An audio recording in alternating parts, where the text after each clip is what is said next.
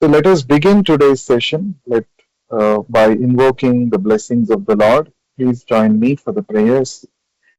Nama Om Vishnu Padaya Krishna Presthaya Bhutale Srimate Bhakti Vedanta Swamin Nitinamine Namaste Saraswate Deve Gauravani Pracharine Nirvishesha Shunyavadi Paschatya Deshatarine Jaya Shri Krishna Chaitanya Prabhu Nityananda Shri Advaita Gadadhara Srivasadi Gaura Bhakta Vrinda Hare Krishna, Krishna Krishna, Hare Hare, Hare Rama, Rama Rama, Hare Hare. Jai Shri Ram. So let us continue to relish the wonderful leelas of Lord Ramachandra. So going forward, we are talking about a very interesting incident which depicts selflessness, pure love. So this is about Bharata. Bharata being one of the younger brothers of Lord Rama. He was actually away from Ayodhya when the whole thing happened, when Lord Rama had to leave the forest and leave for the forest. Bharata was not in the palace of Ayodhya at that time. He had gone to his maternal grandfather's house, Kaikeyi's father's place. Kaikeyi's father was known as Ashwapati, and Bharata and Shatrughna, both of them, had gone to the palace of Ashwapati at Kekaya Rajya. So he was unaware of what happened in Ayodhya. Actually, after Lord Ramachandra went to the forest, and after Ramachandra told the minister Sumantra to go back to the palace, Sumantra tried in so many ways to convince Ramachandra to come back, but Ramachandra said, I have to keep up the word of honor of my father. I cannot come back. So Sumantra returned back alone. Seeing that Dashrath Maharaj became very morose, he started lamenting, and in lamentation, he actually gave up his body. The Valmiki Ramayana mentions that when Dashrath Maharaj gave up his body, it was somewhere in the night. No one was with him, and he was in the palace of Kausalya at that time. But Kausalya Devi was not there at that time. She was probably sleeping. The whole palace was silent, and fixing his mind on Rama, Dashrath Maharaj gives up his body in the middle of the night. Next day, when they go to wake him up, that is when they discover that Dashrath Maharaj had passed away. So it was very a sad situation for the entire Ayodhya. On one side, they have lost Rama because of a conspiracy, and Rama has gone to the forest. On the other side, their loving king Dasharatha has also passed away. None of the sons were with him when Dasharatha passed away.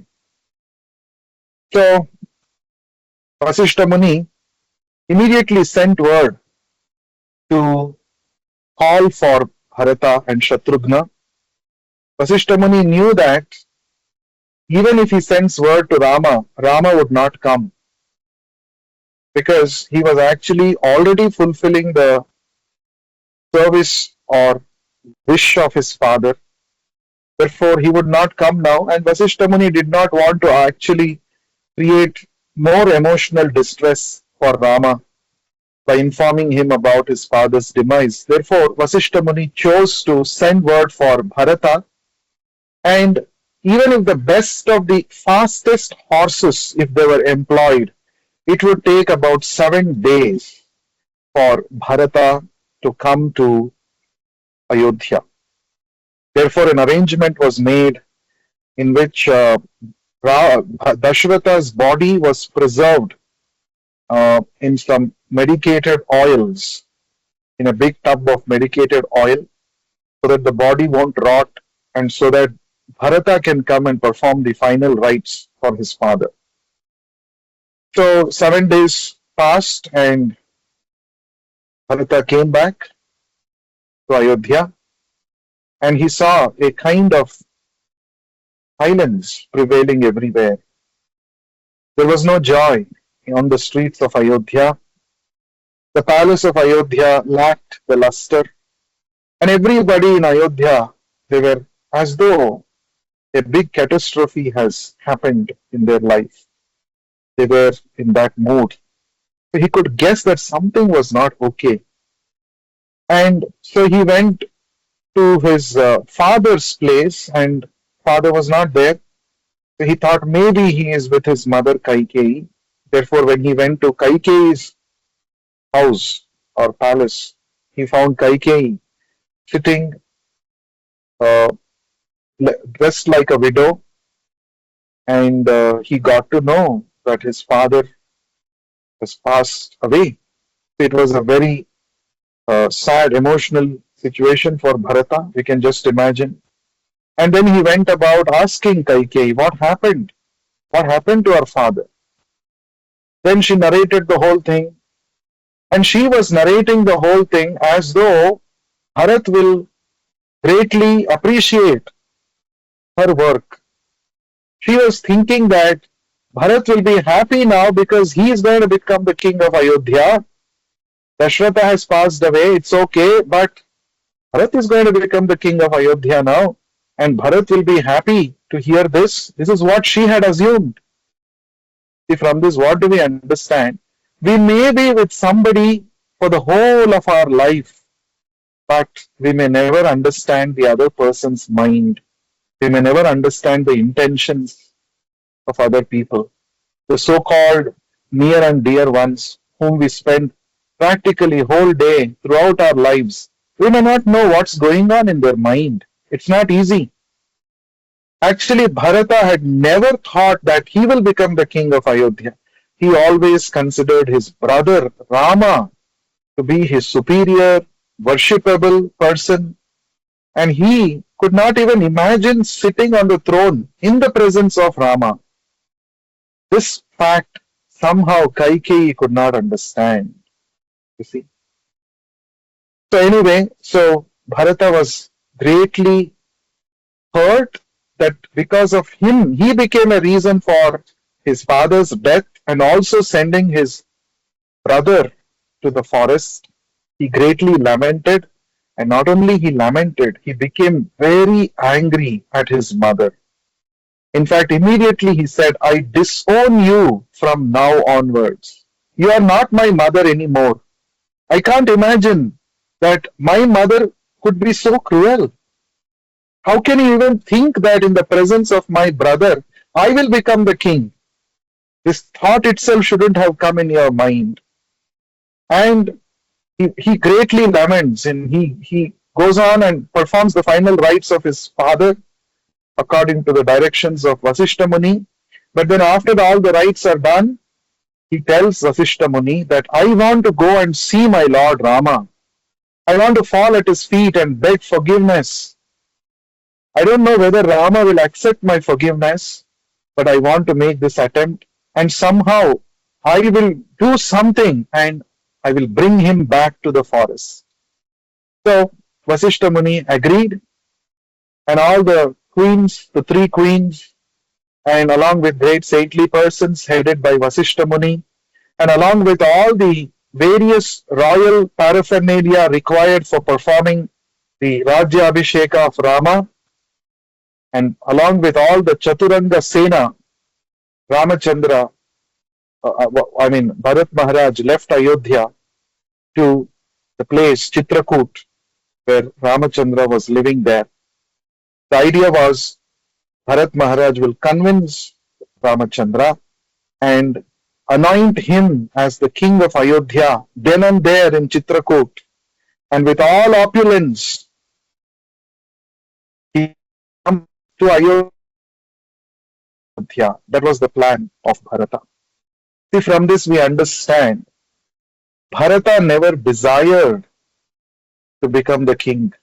He knew that the rightful claim to become the king lied with Rama and not with him. He also knew that Rama was so qualified. He was undoubtedly chosen as the king by all the citizens of Ayodhya.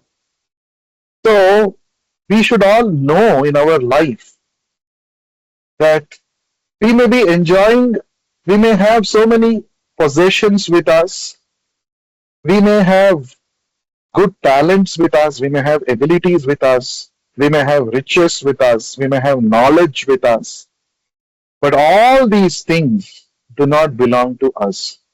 That is what Bharata is teaching us. They all belong to God. God has gifted us all these things. We should never become proud of our possessions, of our talents and abilities, because in a moment's notice, God can withdraw all these talents and abilities and riches and resources from us. So when we have all these things, we must be conscious to whom they actually belong. The Upanishads, the Ishopanishad, the verse 1 says, Ishavasya midam sarvam. Everything that is existing in this world, all our possessions, they all belong to the Supreme Lord. This we have to be conscious. When we falsely think that they all are mine and we claim false proprietorship over them, we are actually leading a life of falsity. That is not a fact, right? It belongs to God. And recognizing that everything that I possess actually are owned by God brings in sanity, brings in humility. And if with this consciousness when we act, we will never misuse these things against anybody. Our heart will be filled with gratitude. And a grateful life is a grateful life, great life. So Bharat Maharaj is teaching us that Ayodhya, the throne, belongs to Rama, not to him. He doesn't want to falsely claim proprietorship. Even though his own mother had made all arrangements for him to go and sit on the throne, he denied. Right? He said, this is not mine. So Bharata goes to Chitrakuta and there he meets Ramachandra and he begs him in so many ways. He says, if you don't come, I will die. I will give up my body. He even says that. But Ramachandra, through his words, he consoles the emotions of Bharata. He says, this is a very crucial time. It's a test for you and me, O Bharata. I have a great responsibility to keep up the word of honor of our father. And you have the great responsibility of taking care of the kingdom. The citizens of Ayodhya should not feel that there is no fatherly king, Dashrath Maharaj now, and they all have become orphans. We should not give an opportunity to them to think like that. So it is your dharma, your duty now to go and take care of the affairs of the state. And he says, 14 years, you take care of it on my behalf. I will surely come back and I will accept the kingdom back from you. In fact, Vasishta Muni explains, before this, Vasishta Muni says, see, in the scriptures, under special circumstances, under emergency situations, 14 days can be considered as good as 14 years. This is mentioned in the scriptures. So now 14 days are over, O Rama. So you can apply this you take it as a special case and you consider that your 14 years of Vanavasa is over. You can come back now and rule Ayodhya. But Ramachandra said, no, when I gave promise to my father, when I promised my father that I will go to the forest, I said 14 years, and at that time 14 years meant 14 years only. So I don't want to simply take the shelter of so-called scriptural instructions for my favor so that it is favorable for me. No, I want to complete this vow of 14 years of exile. And then Janaka Maharaj comes there, the mother of Sita, father of Sita, Janaka Maharaj, who is also a knower of great truth, self realized soul. He's a yogi. He also comes, but he could also not convince Ramachandra. So finally, Janaka Maharaj, after hearing both Rama and Bharata, Janaka Maharaj says, my dear Bharata, your love and affection and your selfless, pure love for Rama is definitely a great value which human society will cherish for an eternity. And O Ramachandra, your determination to keep up the word of honor of your father is indeed wonderful. So both of you are great in your own place. So when you love somebody, you should not impose your desires on the other person whom you are trying to love. That is not called love. He advised Bharata. See, Bharata, you are loving Rama, but you should not create a uncomfortable situation for Rama. That is not love.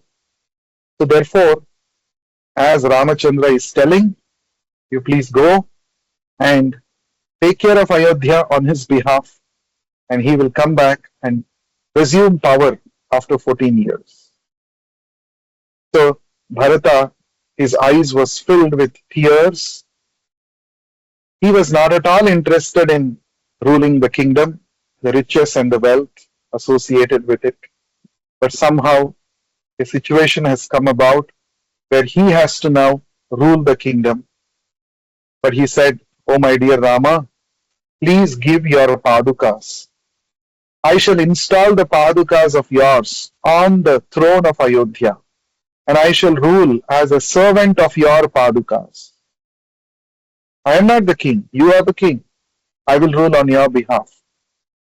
And even if you make a moment's delay post 14 years of coming back to Ayodhya and resuming power, I tell you that you will not find me alive. So I will just be waiting when you will come and resume power.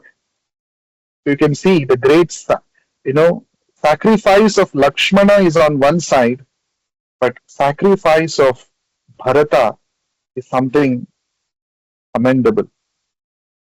He could have actually gone and enjoyed all the royal luxuries, but he didn't choose to do that.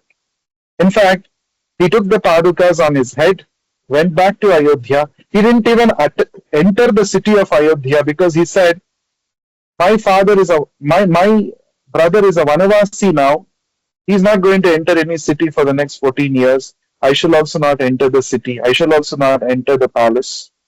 I shall lead a life just like my brother as a Vanavasi. So he gave up his royal robes. He also dressed himself like Lord Rama had done, like an ascetic. And he set up a hermitage in a village called Nandigrama on the outskirts of Ayodhya.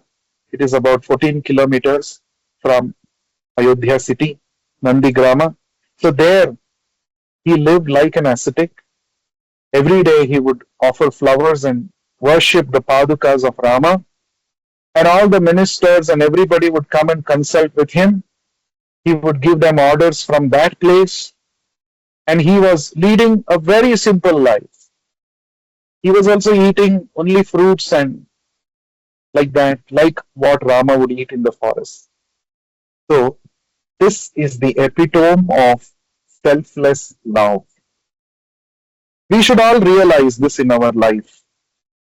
What is real love? Real love means not imposing our desires and aspirations on somebody. But real love means sacrificing our personal comforts for the sake of the loved one. And from a spiritual angle, when you see, Bharata is teaching us, nothing belongs to us. Everything belongs to the Lord.